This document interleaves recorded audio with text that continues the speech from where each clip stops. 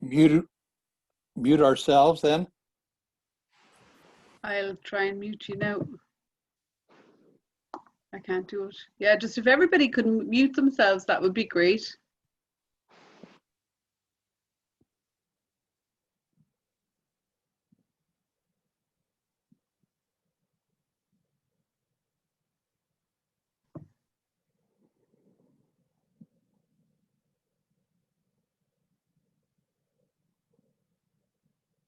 No. Okay. Can everybody hear me okay? Yeah. Good. Okay, just be mindful if you've unmuted yourself to mute yourselves, so it'll be easier to manage the sounds. Hope everybody is doing well today. You're all very, very welcome to our week 9 day. What day is today? Thursday.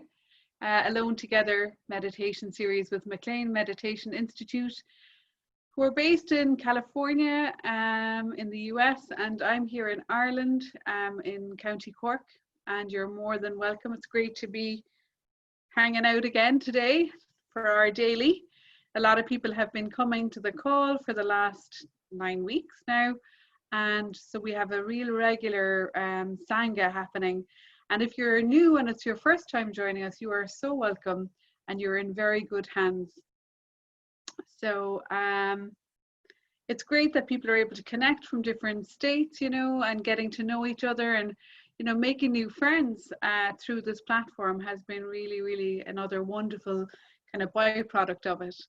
But the main product of this connection and this program has been really to help everybody navigate these challenging times through the power of meditation. And I think now we've been teaching a lot of lovely little nuggets of information as we've gone through the last 9 weeks. And what I'm really excited about is that everything we've been telling you has sort of proven itself in its own right, in your own experiences, I'm sure, especially those of you who have really stayed consistent with your practice. So this week we're staying with I'm trying to keep the practice very simple and very straightforward, so that it's something that you can go to if you're self-directing yourself. And so it'll begin with the breath awareness. It'll begin with a short body scan as you relax and settle into your breathing. And then we'll go from there and do some soul questions. You know, once we do some heart-centered breathing, we can start to move our attention from the external environment into our internal environment. And we really are developing that muscle. We're really developing this really strong connection now with that beautiful sacred part of each and every one of us, that still and silent part.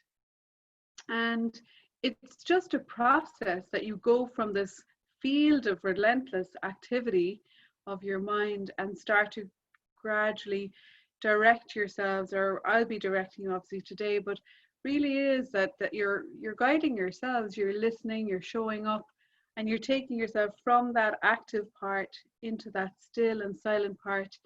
And we use all sorts of tools to get there. So heart-centered breath, and we do the self-inquiry practice where we ask the soul questions.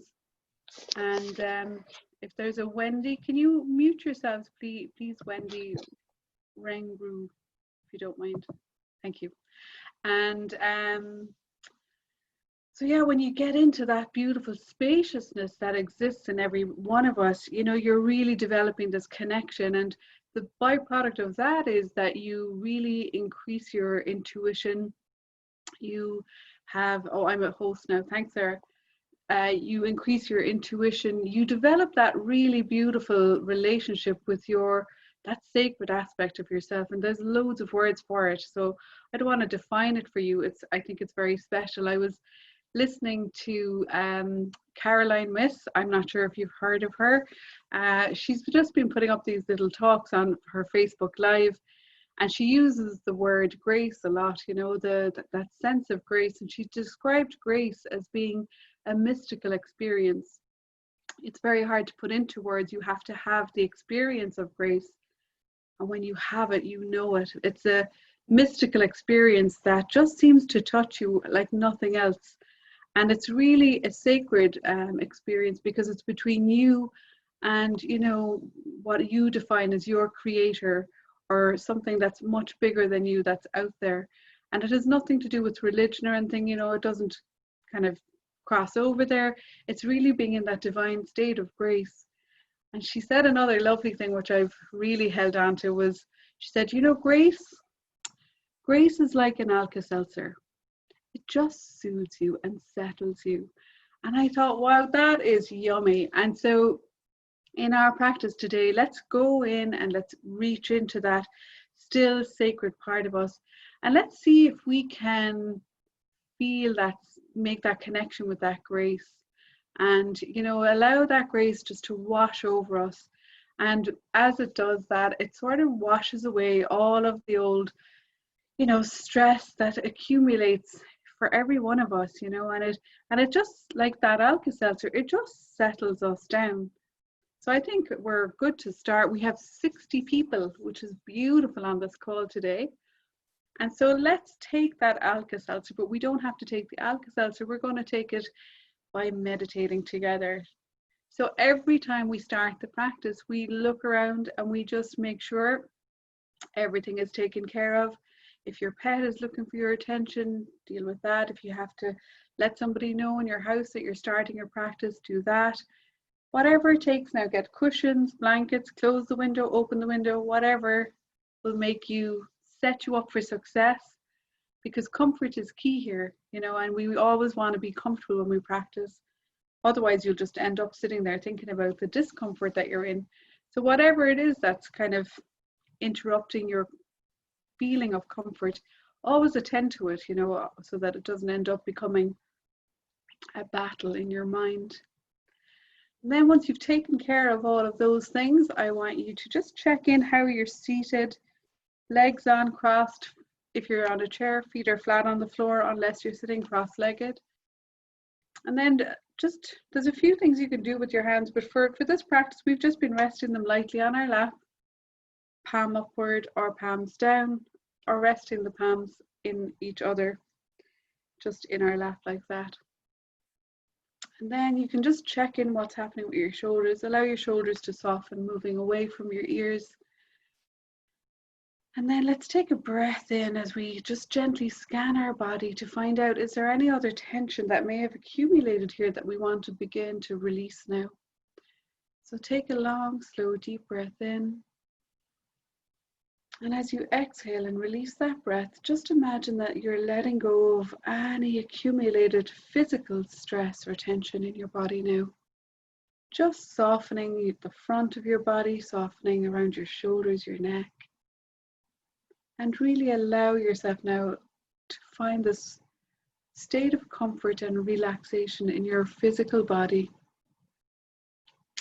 When you find yourself settling nicely, I invite you then to close your eyes, because we're going to begin that withdrawal of our senses from our external environment as we draw our attention from there into our internal environment. And if you don't want to close your eyes, you can just cap them with a downward gaze and a very soft focus. So you always have to do what's right for you. And then just become aware of all of the sounds maybe in your environment. Just check in and remember that sound is never a barrier to meditation. See if you can hear what sounds are furthest away now.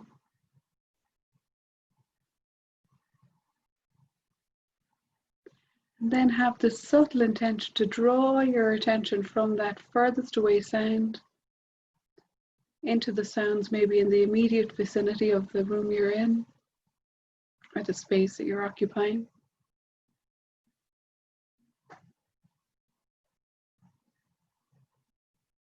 And then become aware, moving that attention further inward to your person, and connect with the sounds of your breath.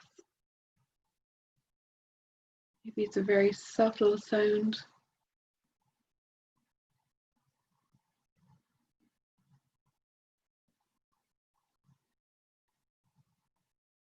And let's move that attention further inward now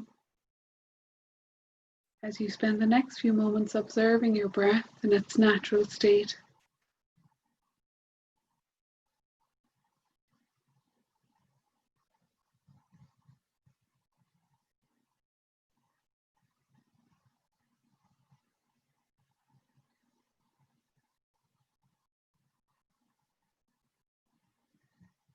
Notice the subtle movement when the breath enters your body.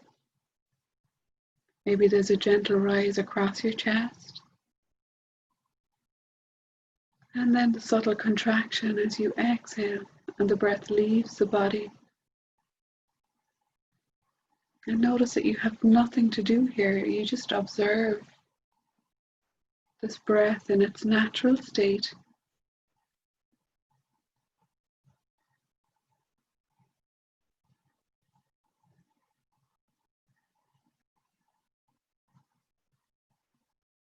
And maybe this practice is enough for you. Keep coming back to the breath as the focus of this practice. Because the breath is happening right here, right now, in every moment. So when your attention is on your breath, it's not going off into thoughts about the past or worrying about the future. The breath is happening in this present moment. It's your gift. So keep using your breath to bring you back to the present moment with each breath.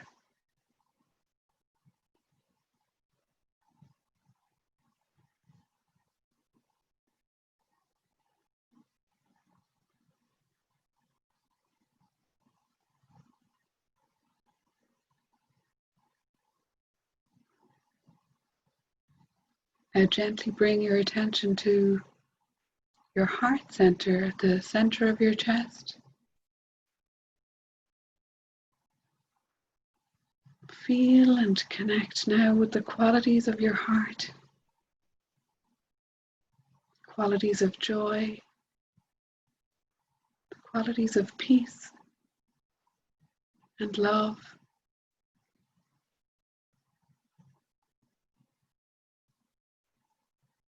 And explore the qualities of your heart now with a gentle curiosity.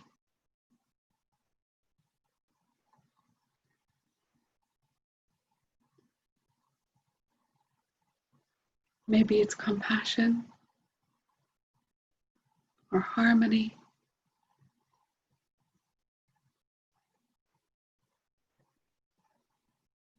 And now allow those qualities to expand simply by bringing your attention here.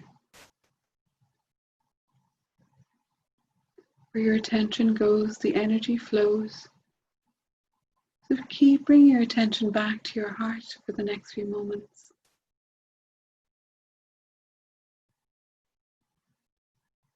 And feel or experience those qualities of joy,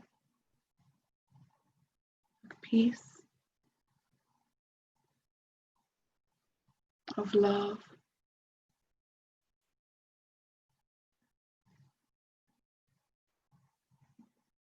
And imagine now you're filling your whole being up with these qualities.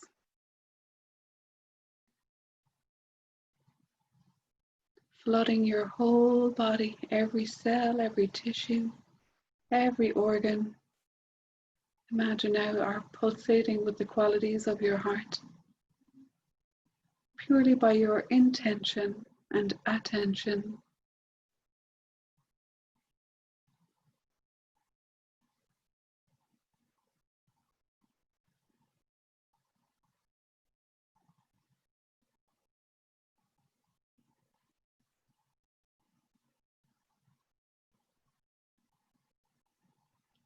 And as you radiate those qualities from your heart, let's begin now the self-inquiry practice. like asking those sacred questions silently to ourselves, with attention on the heart still. So simply repeat the question silently without trying to answer the question.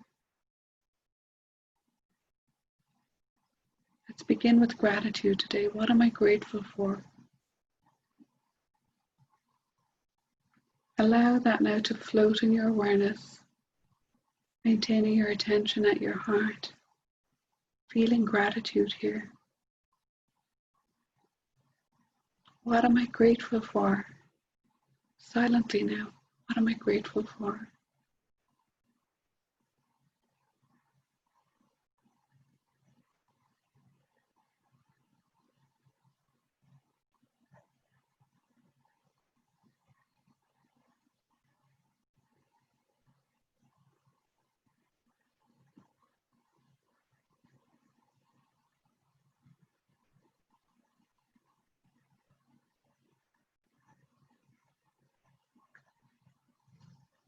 And letting that question go. Let's go next with, what's my Dharma? Ask yourself, what is my purpose? Or maybe you prefer to ask, how can I help and serve? What's my purpose in life? No need to figure out the answer. We're just floating these questions as we engage in this sacred, special dialogue with the universe, trusting that the answers will meet the questions. What is my purpose? How can I help? How can I serve?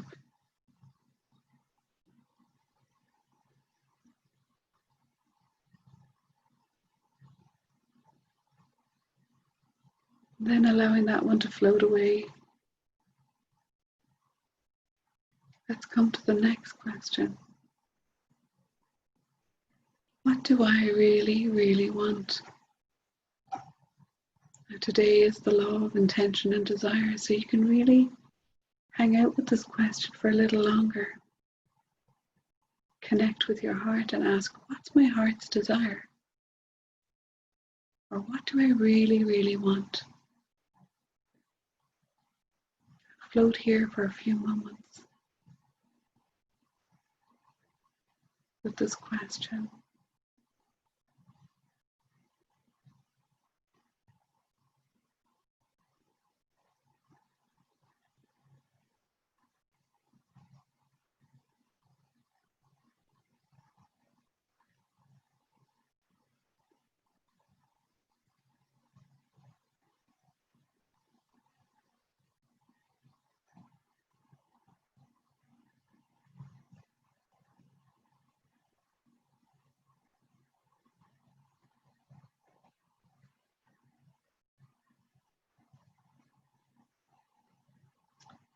Let's let that question go now.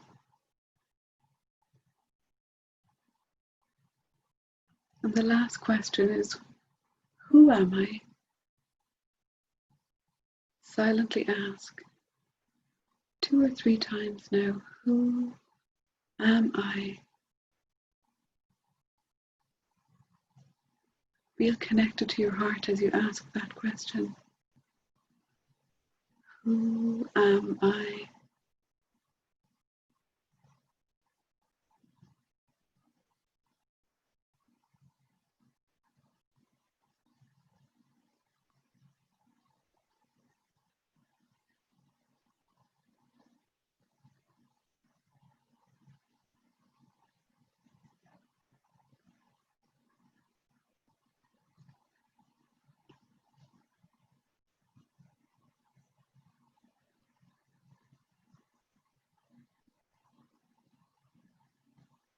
And just imagine that last question, who am I?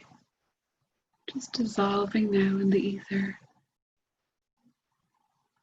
And as you release and let go of this part of the practice, Really feel that you can trust and know that the answers will meet those questions. They will show up, most likely outside of the practice. And now we're going to begin a mantra practice.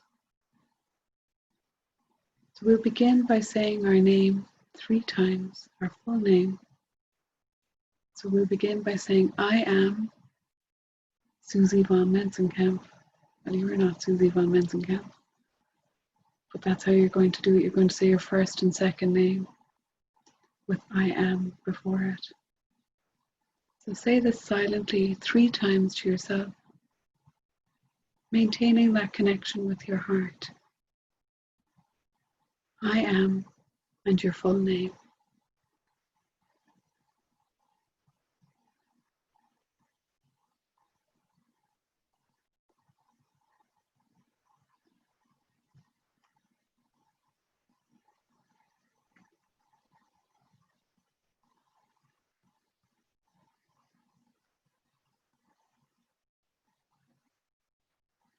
And then let that go, and the next round is 3 times saying I am and just your first name.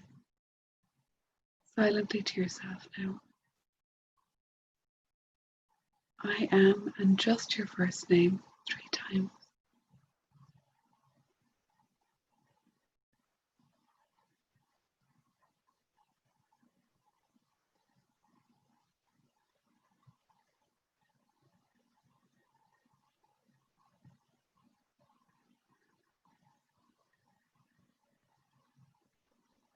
And now release the first name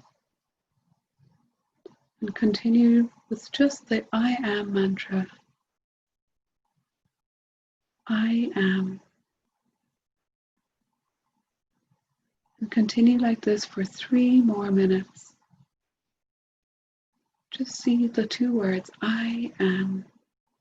Imagine them bubbling up, really gently in your awareness, floating away and bubbling up again. I am. I am.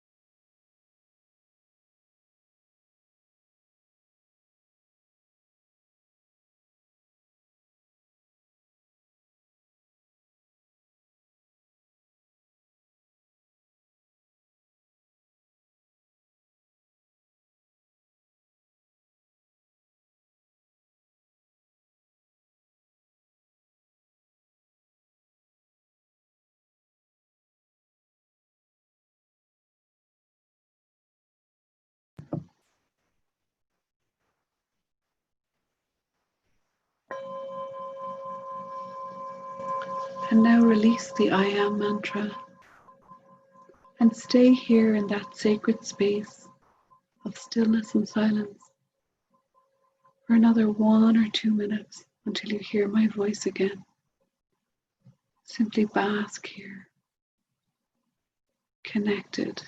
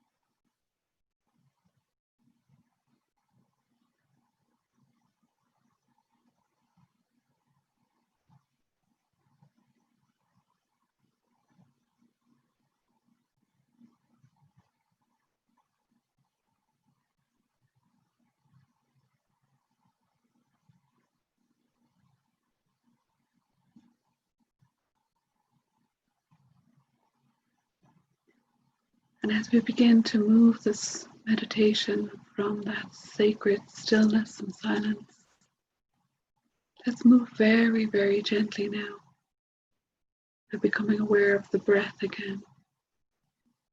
And we'll move our attention really gradually from that internal expanded state by connecting again with your breath.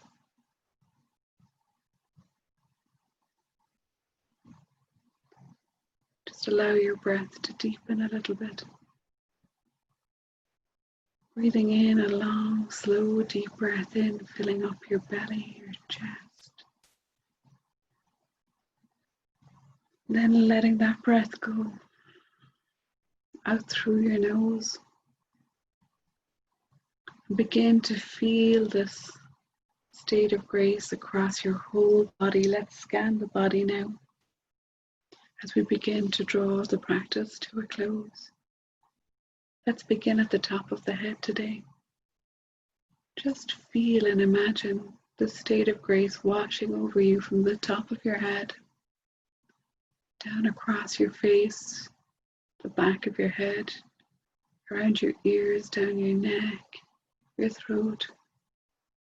Really feel the benefits of your practice. Move your attention across your shoulders, down both arms, into both hands, your fingers, and becoming aware of your thumbs. And then move your attention down the back of your body, and then the front of your body. And feel how your body is supported by your seat. Feel that support. And then moving your attention down both legs, to your knees and then to your ankles, to the soles of your feet and the space between your toes. And from here you can just gradually begin to wiggle your toes maybe, and your fingers,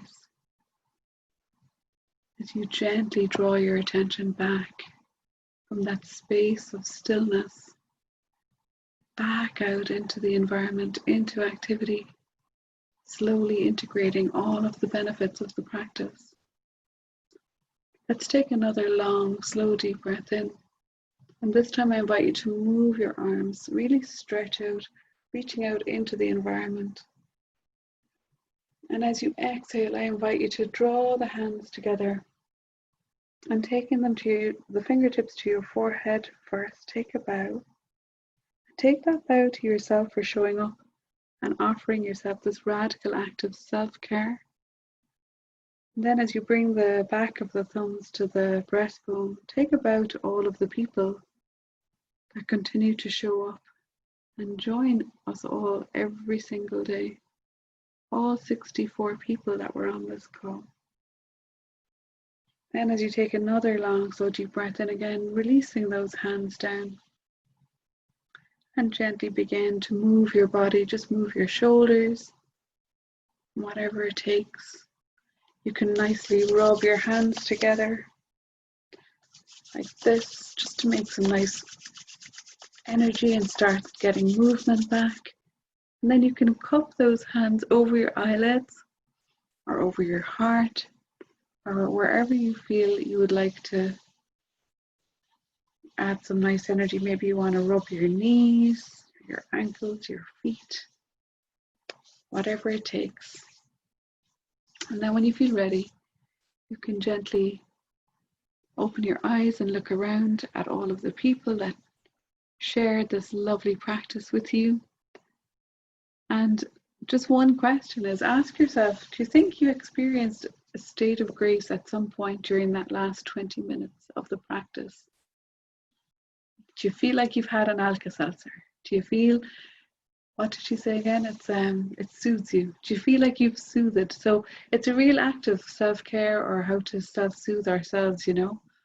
And everybody needs it. I think, you know, we soothe our kids and our pets all the time, you know, but we kind of forget about ourselves. So this is really a beautiful act where you can, you know, wrap yourself in cotton wool and give yourself maybe what you need, because most people are always giving to everybody else and then forgetting about themselves. So it's really important to do that.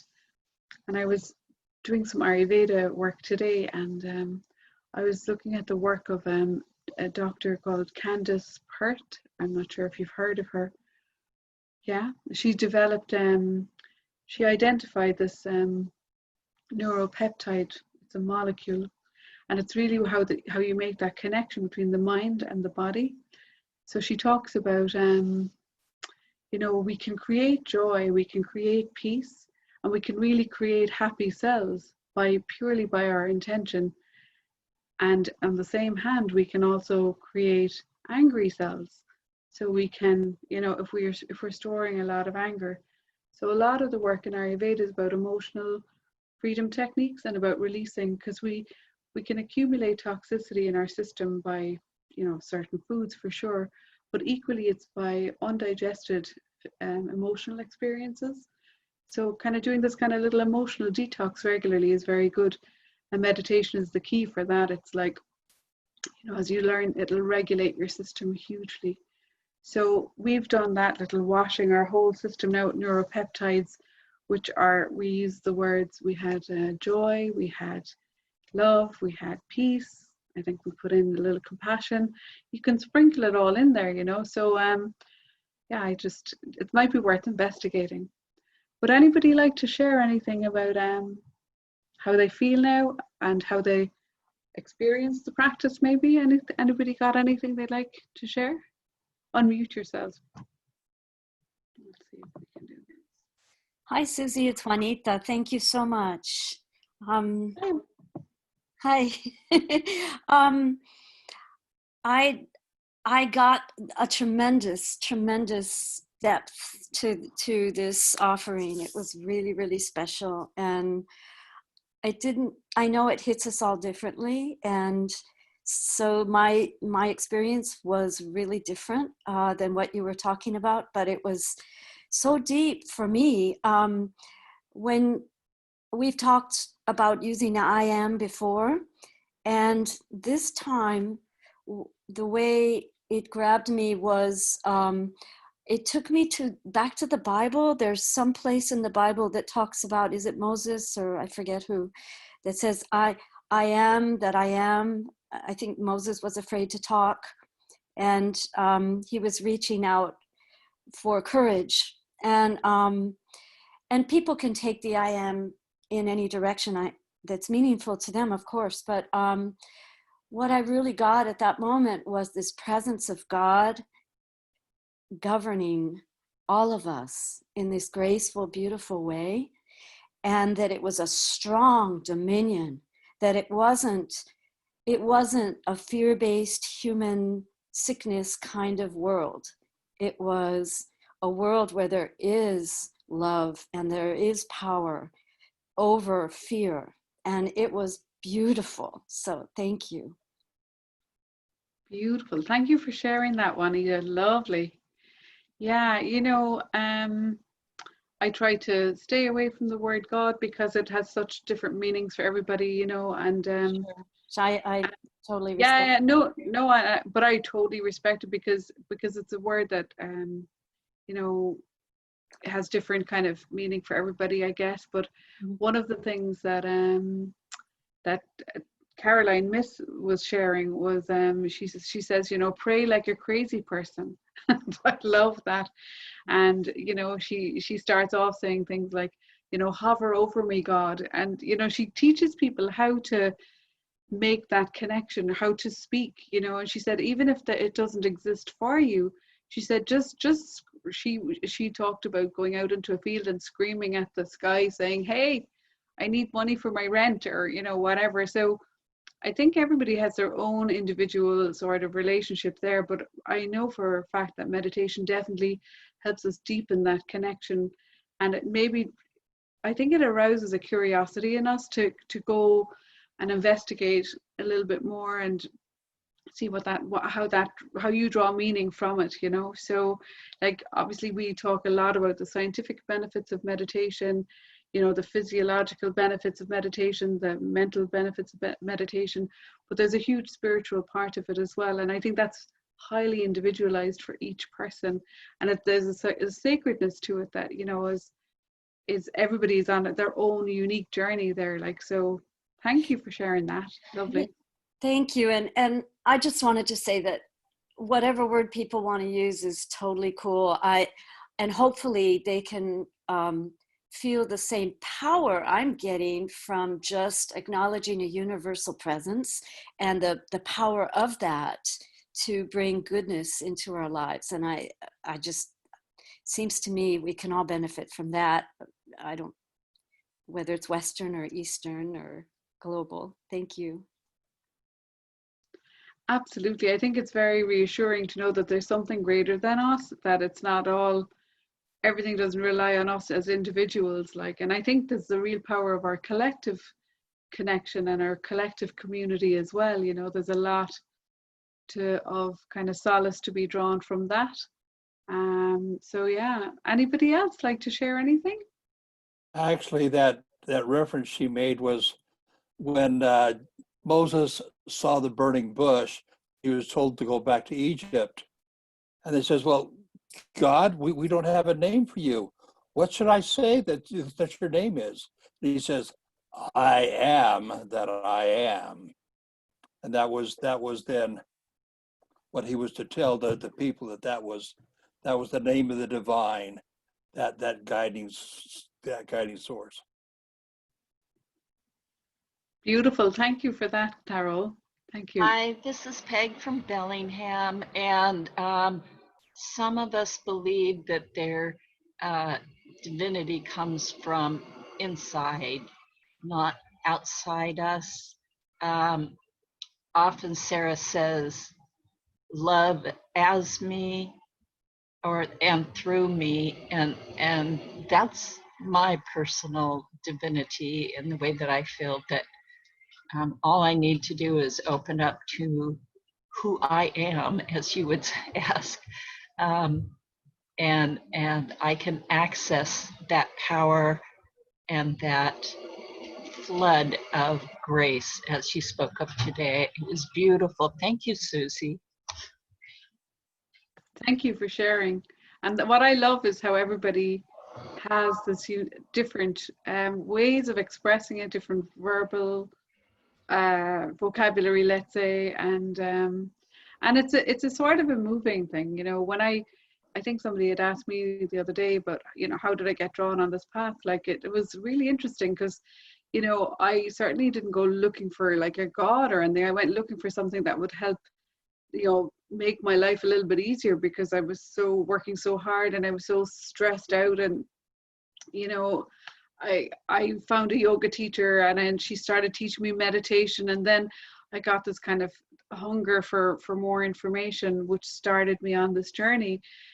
The spiritual part came after that. Like I literally came looking for some sort of like cure all pill, without taking a pill, so to speak. But what was really missing in hindsight was like that a spiritual connection. To be honest, that's probably why I was so, because I felt I was holding up the whole planet myself, and I was running the world, and thought I was in control of everything, totally deluded. And when you finally realize you're not on your own, and you meet a bigger community, and you start to reconnect with something greater than you, it's such a relief. There's a huge relief comes with that, and so it's been a really interesting journey, absolutely. But I certainly didn't go looking for that in the first place, but that's what I discovered as I was going along. But anybody else have any other experiences that they'd like to share that might be relevant, or anybody? Sue? Kim? I love your meditations. Thank you. And I wanted to say the I am mantra, I let go of pretty quickly, and I shifted to so hum. And it's because that cognition for me brings me into a smaller place, not a larger place. And I love that your meditation just invites us to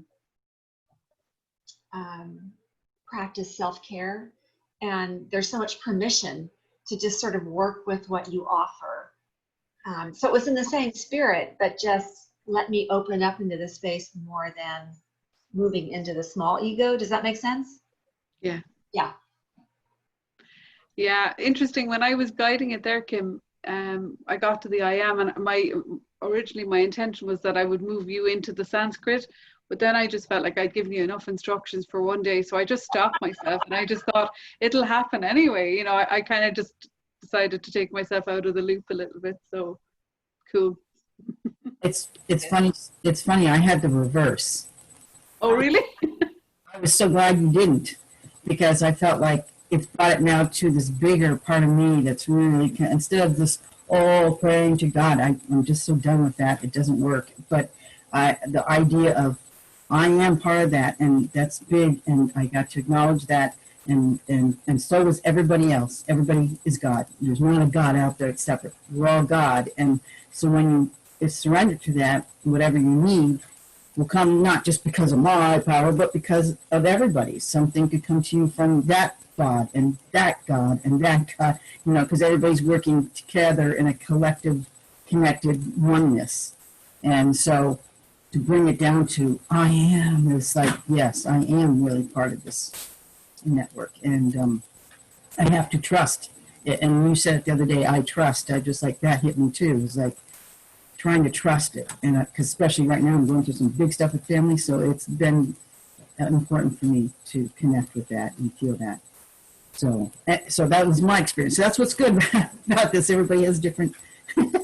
Exactly. You said it, Michelle. That really is it. It's like we have to, as a teacher, it's like being opening the door for everybody to step in, so it's not limited by any one, belief system or, experience. We all breathe, and we all can just close our eyes and relax ourselves. What happens when you go in there is your own business, because it's all moving through. Everybody's physiology is so different. Everybody's nervous system is different. What's happening in your life is different. Your environment on a daily basis, it's different. No two meditations, I guarantee you, will ever feel the same. And if you ever try and go back and get an experience that you've had back, that's never going to happen either. It'll just give you a really big headache.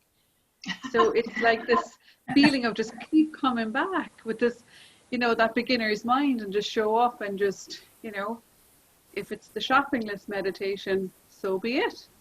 But, that can happen. Like sometimes I'm like literally figuring out what's in the fridge because I'm kind of a little hungry, and I'm trying to think of, what I want to have for dinner. And so I try not to meditate when it's that close to dinner. I try and make it a little bit less, So you have to work with your own experience and make it your own, which is what I'm trying to tell you. Find out the time that really works for you. Find out the place to go and do it, the type of practice that you like to do. Really set yourself up for success. So not to, don't go in there starving so that you're just thinking about your next meal, but don't go in straight after dinner either, because you'll be digesting that meal. Like, so there's a couple of windows that you want to kind of seize. So yeah. Sorry, Sue, were you going to say something as well? I saw you. Well, it's just about I am. I've learned recently that I am are the two of the most powerful words you can say, and it's what you say after that. So if we're like hard on ourselves, then we'll just believe it. So we have to be kind to ourselves and love ourselves. I am good. I am love. So yeah, I've learned that this year, that I am are the two most powerful words. And I think it kind of ties in with what Errol was saying about Moses as well. Because if God come through to him and said, I am that I am, didn't he, earlier? So that's all I was going to say. But I do find that's a lot. That's a big learning for the year. That's a lot. That's gorgeous. Yeah. I actually said it. I was at a party in February before lockdown and everything. And there's a young woman there. She used to work with my son, and she'd been through a terrible time. My son said to me she was such an attractive girl, and she got badly beaten up by a gang of girls one night, and she's never been the same since. They broke her back. They stamped all over her. And she was sitting with me, and she was right putting herself down, and I actually said to her, do you know what? I said, say I am and say something nice about yourself. I said, because you're beautiful. I said, don't say anything, that's going to pull you down. When you say I am, say something good. And I just hope it helped her, because she's been through such a hard time. Good advice. Like it's really good, especially when you learn how powerful your words and your thoughts are, when you see about that work of Candace Perth, about,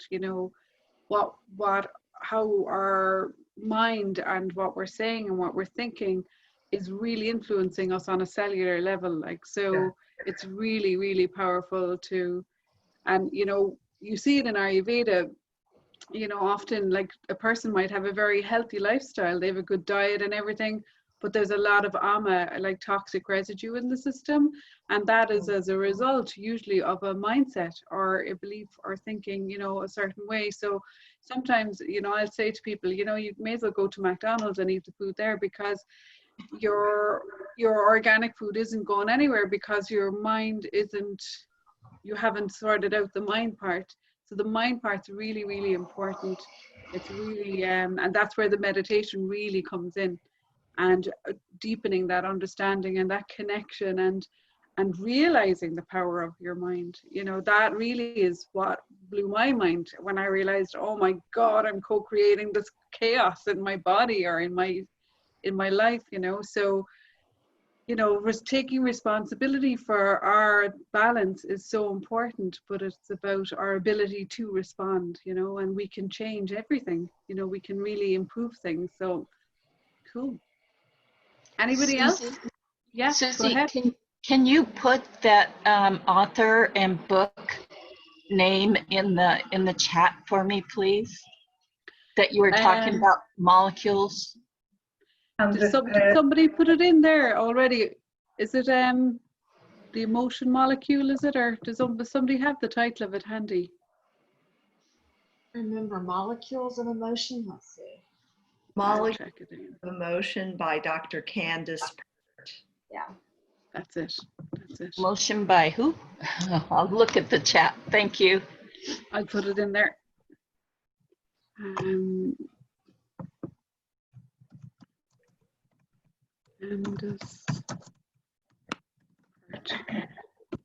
That's how you spell her name, I think. Molecule of Emotion, isn't it? I just didn't want to get the name mixed up.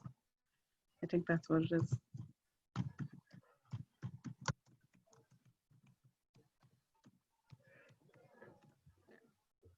Oh yeah, that's it. Cool. I'll stop the recording. I think I forgot to do that.